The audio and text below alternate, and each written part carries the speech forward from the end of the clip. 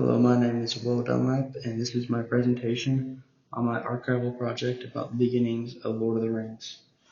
So, the purpose of this archive and exhibit is to show how Lord of the Rings and the greater world of Middle-earth was developed by J.R.R. Tolkien over his lifespan, and what we have today from his works, including the edited works done by his son, Christopher Tolkien, and the movies directed by Peter Jackson, including the Lord of the Rings trilogy and the Hobbit trilogy. My overall purpose and goal is to show our current generation the deep lore associated with Lord of the Rings and the reasons to get behind not just the movies, but also the extended books, and to really just give a reason to dive deep into the rich lore that J.R.R. Tolkien has to offer. So, once you get past the introduction page titled The Beginnings of Middle-earth, you'll tap on Origins of the Trilogy.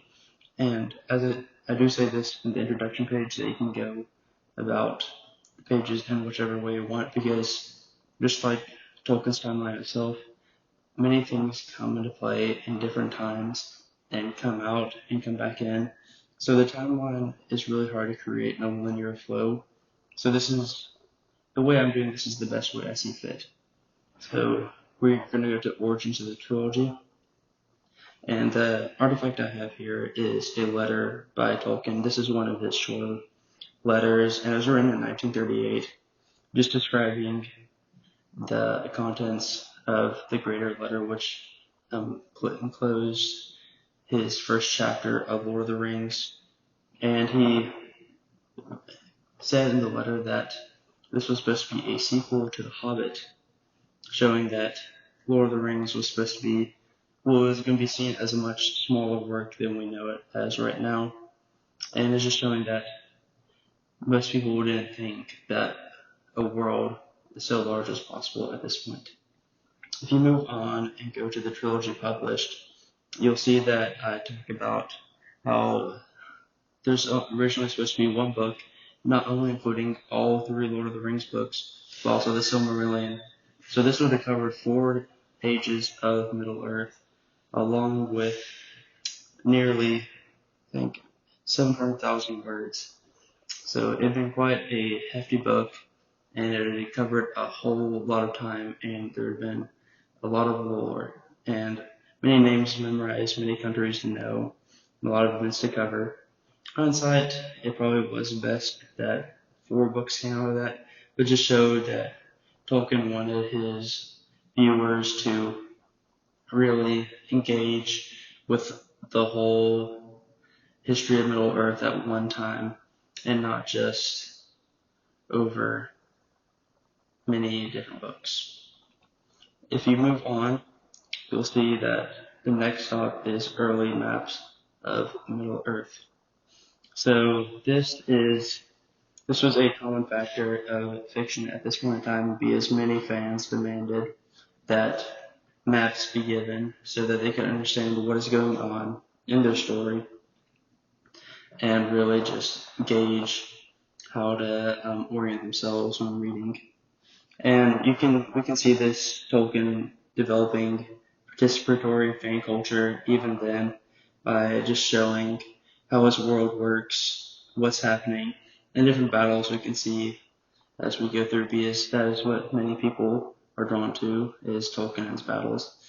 For instance, the Great Fortress of Utumno, which is Morgoth's main dwelling, is in the far north, and Valmar, which is compared to heaven, is in the far west. So after that, you can move on and find the first story, The Fall of Gondolin. Now this is the perfect example of the timeline jumping in and out. This was actually his first story on Middle-earth, but it was the very last book published. It was actually published only in 2018, which is fairly recent compared to the other publishings of his past works.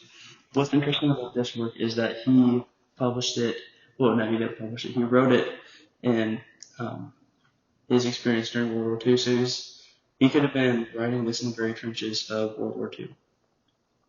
And moving on to the very summary page, I only have a small snippet of it in my presentation because it is quite lengthy. And overall, I talk about how the present generation coming up to Lord of the Rings should not just view the movies, but we should try to take a fuller grasp of what Tolkien was trying to bring in. Because if you look at all his works put together, you can see that this was a passion project. He poured his heart and soul into Middle-earth and really just wanted to bring not just characters, but a whole world to life. He put in his Christian values, he put in his time in World War I, and he put in his experience as an Oxford professor, all into one series of books, just describing the whole layout of Middle-earth.